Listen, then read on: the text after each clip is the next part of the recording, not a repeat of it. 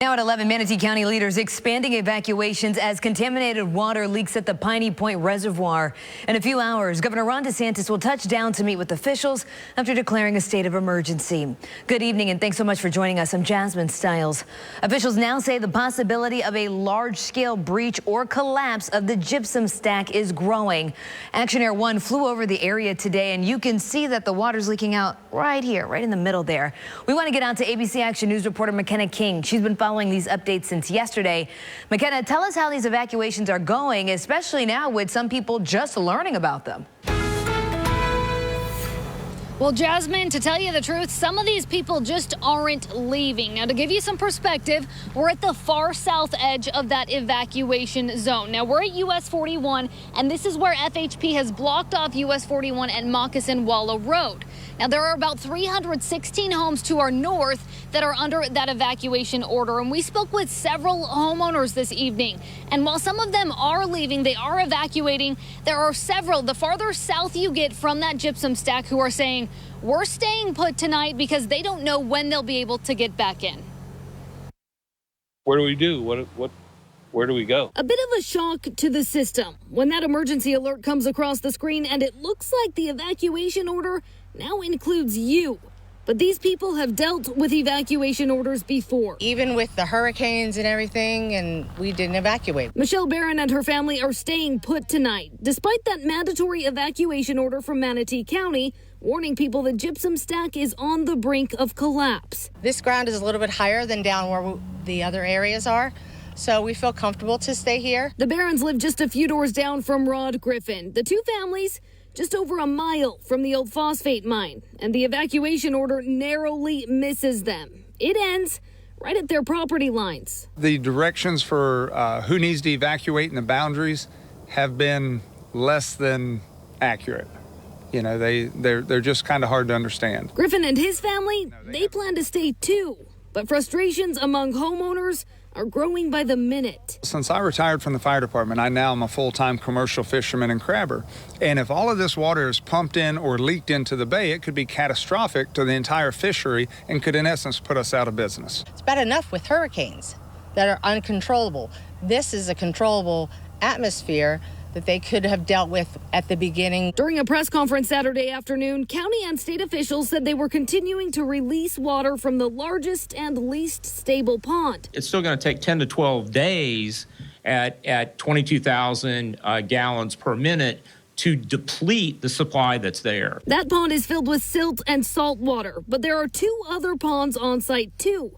And if the gypsum stack collapses like officials are fearing, all of that toxic water will rush out. The other two areas do have, I would say, waste that would be less conducive to life on land and life in the sea. If that collapse does happen, Hope says crews are working to ensure the water heads north, away from the homes under the evacuation order. We're probably looking at an initial sheet of a flow, which would then migrate to the north and follow the terrain down into the bay.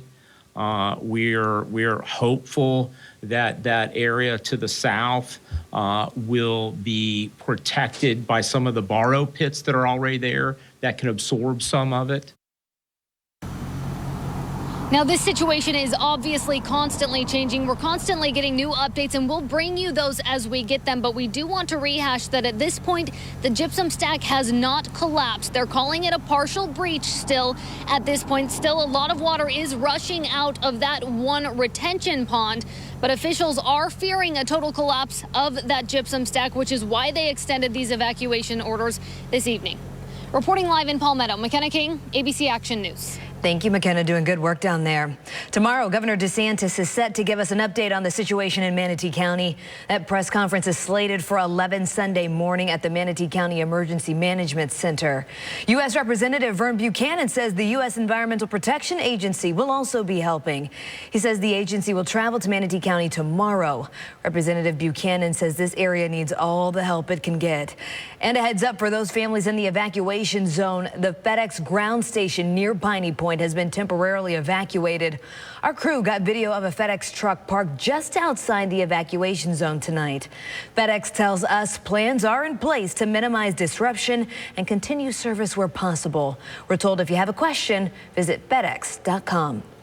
And the Manatee County Public Safety Department says operators are ready to take your calls.